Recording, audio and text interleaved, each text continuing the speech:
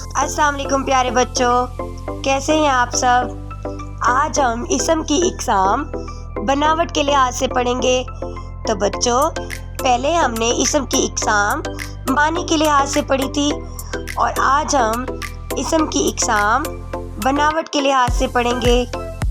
बनावट के लिहाज से इसम की 3 इकसाम है: इसम जामद, इसम मश्तक, इसम मस्दर। तो बच्चों, सबसे पहले हम इसम जामद पढ़ लेते हैं। किसी शख्स, जगह या चीज़ के नाम को इसम कहते हैं।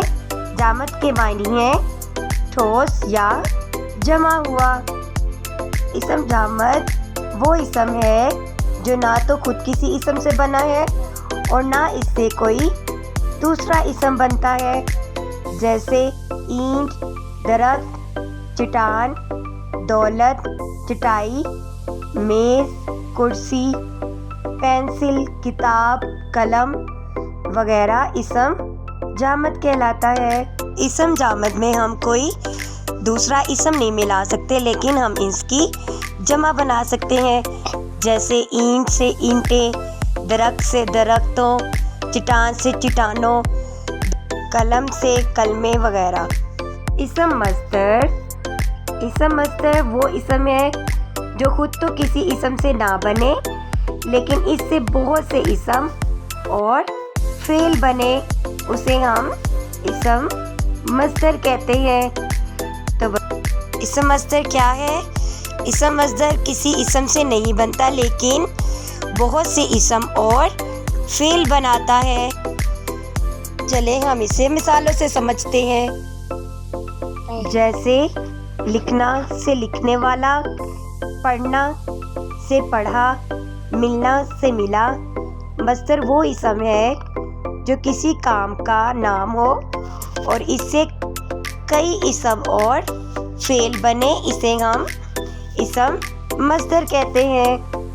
प्यारे बच्चों, मस्दर काम के नाम को भी कहते हैं, जैसा कि उठना, बैठना, सोना वगैरह मस्दर कहलाता है। मस्दर काम के नाम को भी कहते हैं, जैसे खाना, पीना, सोना, आना, जाना। मस्दर की अलामत ये है कि इसके आखिर में ना आता है, जैसे उठना, बैठना, सोना, खाना, पीना, ओढ़ना वगैरह, उसे हम इसम मस्दर कहते हैं। उम्मीद है बच्चों आपको इसम मस्दर की अच्छे से समझ आ गई होगी। अब हम इसम मश्तक पढ़ेंगे। इसम मश्तक वो इसम है जो खुद तो मस्दर से बने, लेकिन फिर इससे कोई लफ्ज़ ना बने, इसे हम इसम मश्तक कहते हैं।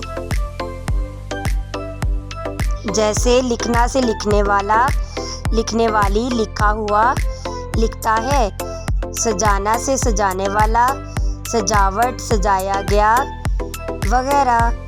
इस बनावट के लिहाज से इसम की कितनी इकसाम है?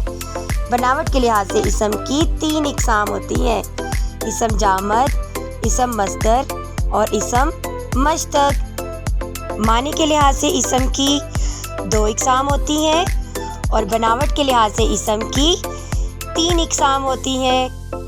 अल्लाह हाफिज़ प्यारे बच्चों।